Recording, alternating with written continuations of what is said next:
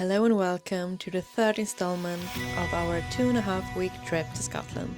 This time we will drive the North 500, see amazing views and castles, and stay at possibly the worst hotel in Scotland. A little heads up, I am Swedish, so there will be some name butchering in this video. We started in Inverness and made our way to our first stop, the magical Dunrobin Castle and Gardens. We were there just as they opened, but with busloads of other tourists heading for the interior of the castle, we started out in the garden and had it almost to ourselves. The castle has been the home of the Earls and Dukes of Sutherland since the 13th century, and after centuries of alterations and additions, part of that medieval fort is still encased in the castle, making it one of the oldest inhabited houses in Britain. Its fairy tale castle appearance appeared in 1845 when the Scottish baronial style was all the rage. This is also when the garden was laid out, and little has changed since then.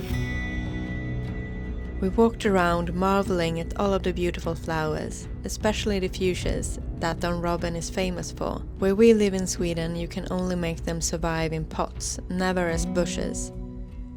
We also took in a lot of inspiration for our garden at home, even though we don't have nearly as much room. Then we went inside and just walked around in the rooms. This castle is so huge, and there is so much to see.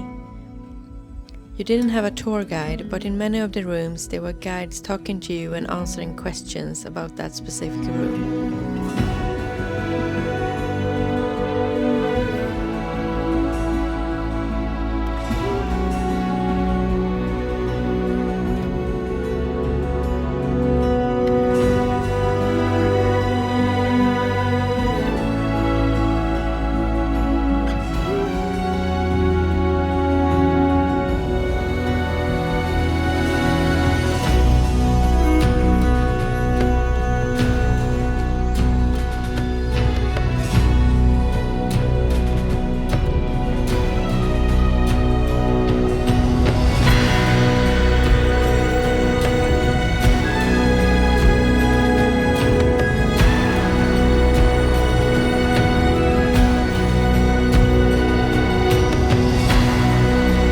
After we had walked around, we went back to the garden to watch the falconer show and take a look at the estate museum, where they had a really nice collection of Pictish stones.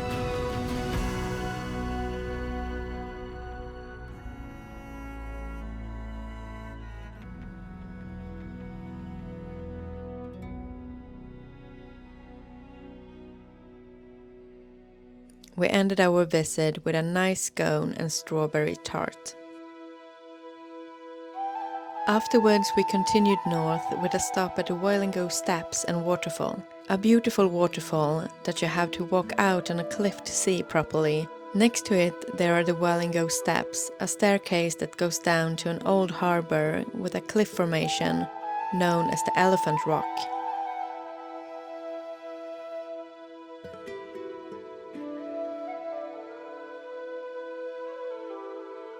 Next on our list was Sinclair Castle, a majestic ruin on a cliff facing the North Sea. The castle's history goes back to the Middle Ages, with most of it built in the late 1500s and early 1600s. Sadly, due to a feud, the castle was plundered in 1680, where they took everything including the roofs and doors, leaving it as an unsavageable ruin.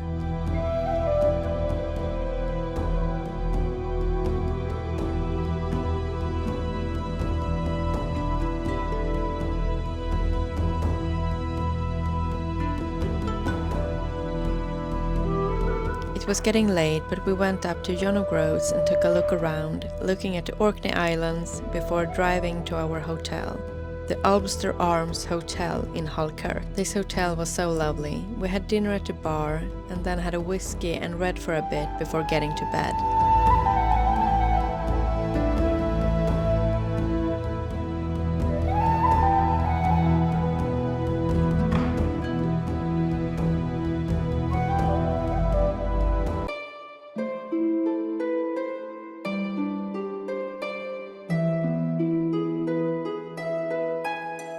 The next day we had breakfast and took a walk around Halkirk before continuing our journey with a stop at the beautiful Strathy Beach. A beach surrounded by cliffs where we found a path through a cave and ended up on a small portion of the beach where we were all alone.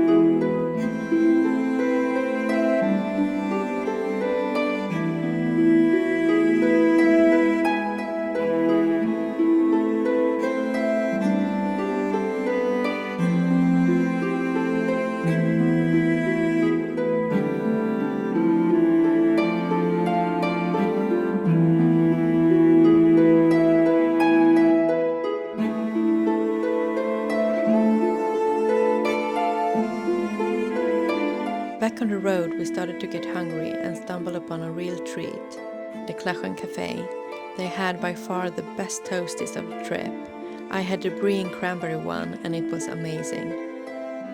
Next to it was the Strachnavar Museum. This I will say is a must if you drive the North 500. This museum was so well curated and we learned so much about the history of the ordinary people of this area, and a lot really stayed with me through the rest of the trip. I had never heard about the Highland clearances before this trip, and the brutality and lack of empathy from the nobility really got to me. The museum also had such a good gift shop with lovely made souvenirs. Among other things, we got a Highland cow for my mother-in-law and a coloring book made by local students for Nils's niece. For me it's so important to support the local crafts when you travel, instead of buying the mass-produced souvenirs and gift shops.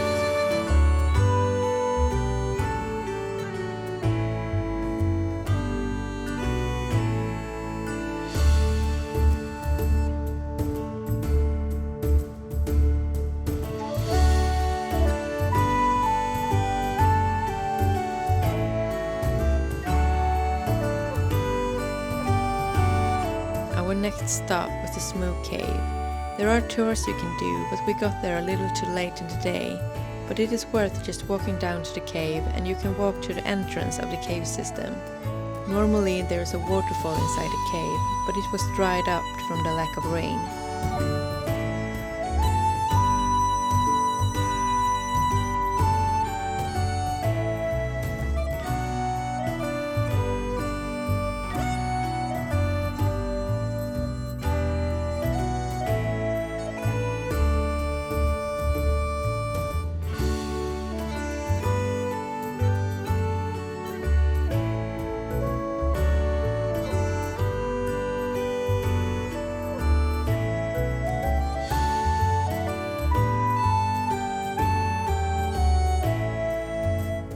We continued to our stay for the night, Newton Lodge. This small hotel surrounded by nature was so nice. It might have been the best hotel of the trip. We were there for such a short time, but felt so taken care of. They also had been lovely to book us a dinner reservation at the only restaurant in the area, and the food was so good.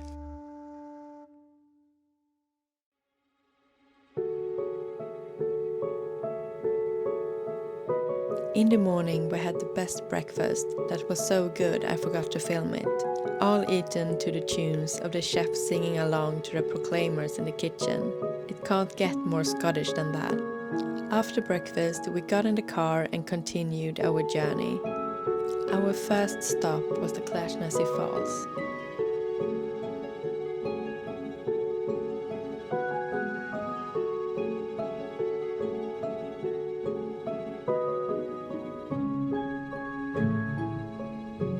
Next up we stopped at Ardvreck Castle Ruin, dating back to about 1490.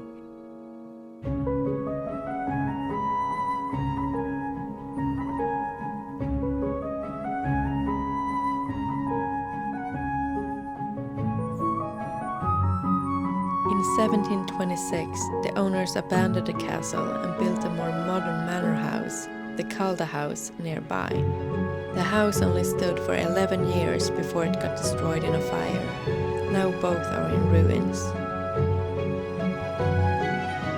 After that we went to Wailing Widow Falls. Like all other waterfalls, it was beautiful, even though a local man that we met told us was unusually little water for this time of year.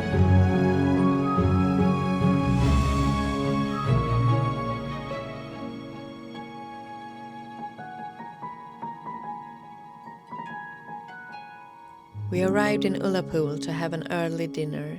This is when I started to feel a cold coming on. So afterwards we drove straight to our hotel for the night, just across the bridge on the Isle of Skye.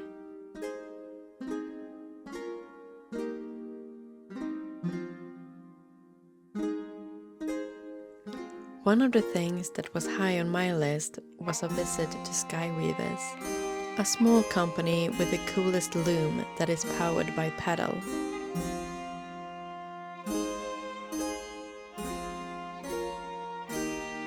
The owner talked us through it, and we even got to try it out. If this was an alternative when working out, I would be so much fitter.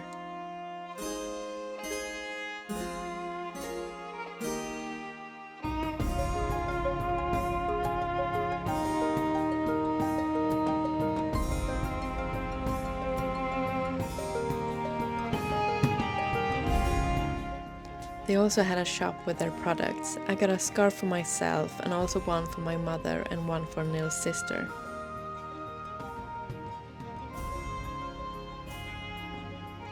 We drove past the parking for Old Man of Store, but the amount of chaos we saw really put us off, so instead we went to Anchoran Beach, and I got to have a merry ending moment looking for dinosaur footprints.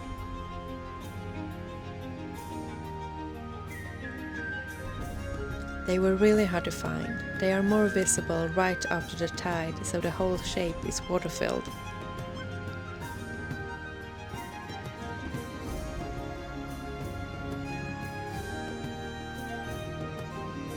Then we went to this beautiful yarn shop where they hand dye all of their yarns themselves.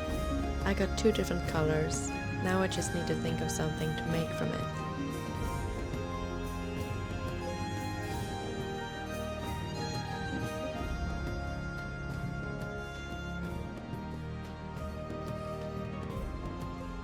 We stopped for a walk around Portree before heading back to the mainland with a stop for dinner at Slingersjön Old Bridge.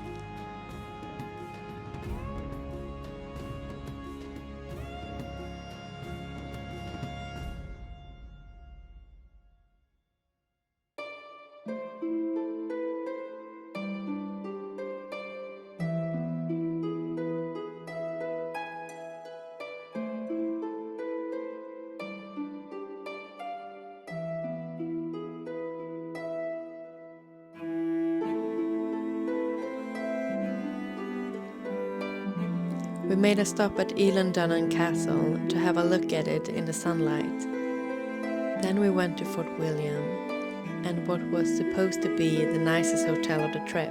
When we arrived, we got suspicious when letters were missing in the sign. We got to our room where the wallpaper was fixed with pins, the carpet dirty, and when I moved the bed to look for outlets, there were black mold all over. I cried because we were so tired and I had a bit of a cold, and we were supposed to be there for 4 nights. We tried to get our money back and find something else, but it wasn't possible. But the receptionist understood and moved us to another room. Run down, but thankfully without mold. We went to the store and got some treats to put us back in a good mood. If this was a cheap hotel, we would have understood, but this hotel was expensive.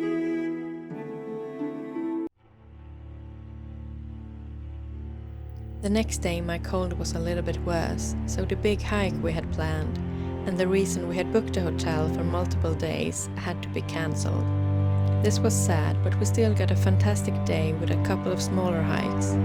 The first one to Stell Waterfall, where we were supposed to have hiked the Ring of Stell, but now we were satisfied just walking to the waterfall and back.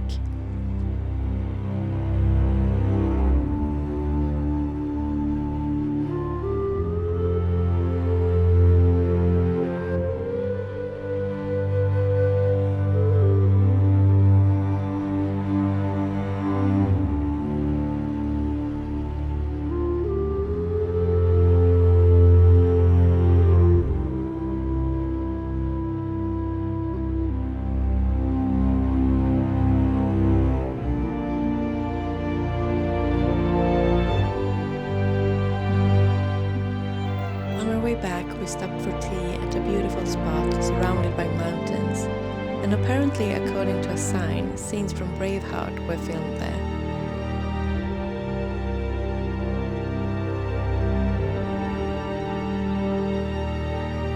We had decided to avoid the hotel for as long as possible, and since our plans for the day had changed, we went to the Glen Viaduct, but parked and walked the hike from the Glen station. The views were stunning, and we happened to arrive just in time for a train to go by.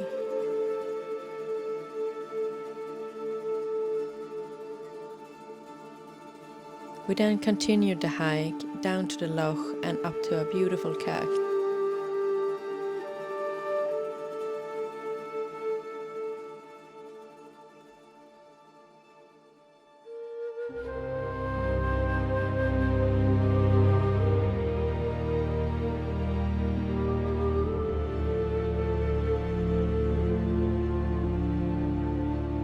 On our way back to the car, we walked by a honesty box with beautiful soaps, so I got one. When we got back to the hotel, the friendly receptionist had upgraded us to a nicer room, which was so nice of her. It was still very worn and not worth the price that we had paid for the original room, but it was nicer, so we just decided to make do and make the best of it. We rested for a bit and then decided that the evening was so beautiful and possibly the last without rain, so we bought some soup in cans and drove to Glen to have dinner. The midges were horrible, but it was worth it, and with a decent amount of repellent spray, they left us alone.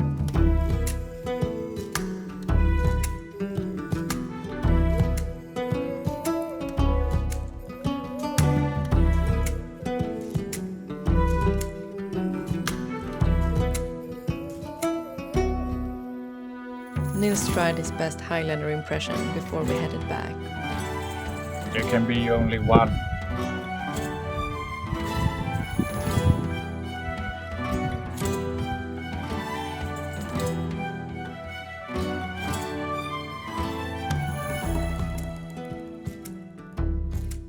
This day didn't go as planned either. We had planned to go to the island of Jura for a visit, but the weather made us reconsider. So instead we took a trip down to Inverary Castle.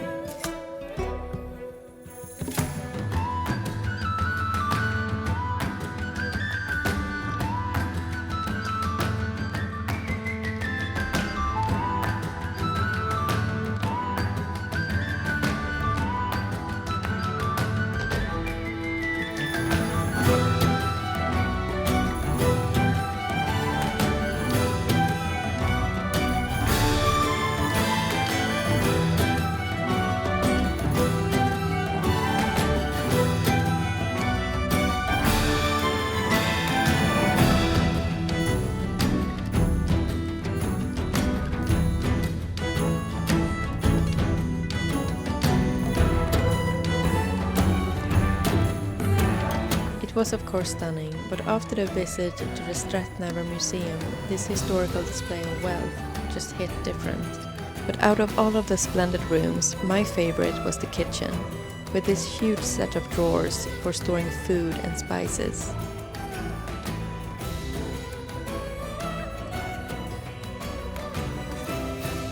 The rain kept pouring down, so we went back to the cafe for a second time. Then we drove past Kilshon Castle on our way to St. Conan's Kirk, which ended up being one of my favorite places of the trip. You really feel like you're entering a fairy tale, and there is some truth in that. The building is younger than it appears, built between 1881 and 1914. The designer Walter Douglas Campbell mixed freely different styles, from Roman to Norse to medieval Gothic, to build this eclectic church. Every detail is beautiful and thought through. The kirk also houses a fragment of bone that is said to have come from Robert the Bruce.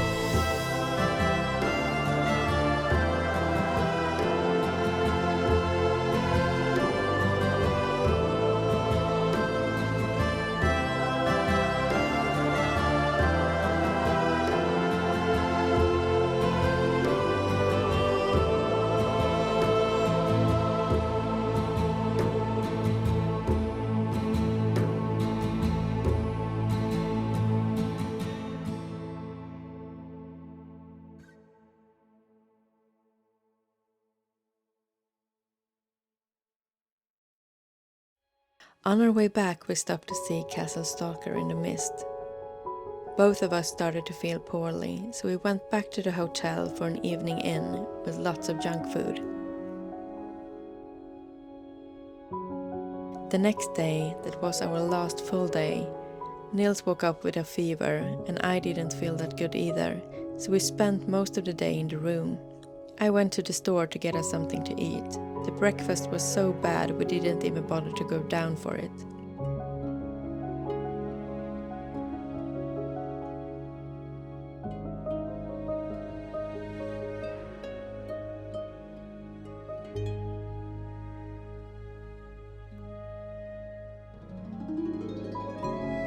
In the afternoon we felt a little better, so driven by the need to get away from the hotel, we took a walk to the fort that has given Fort William its name.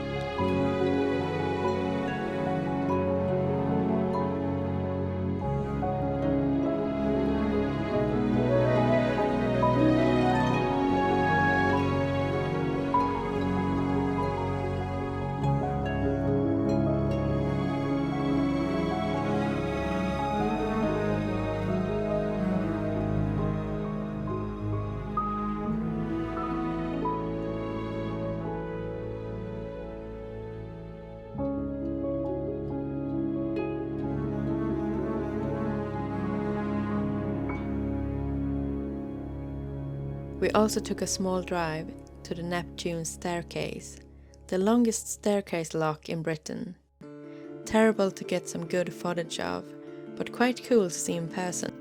Then we just headed back to the hotel to watch TV and get as much sleep as possible.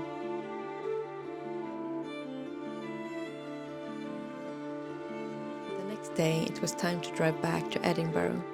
But first we took a detour back to Dunham Castle when it was open. We got some scones first before we took a tour of the castle itself. What's interesting about Dunham is that it once was all in ruin before it got restored in the early 20th century. So the castle is more an Edwardian romanticization of medieval times, but that doesn't make it any less beautiful.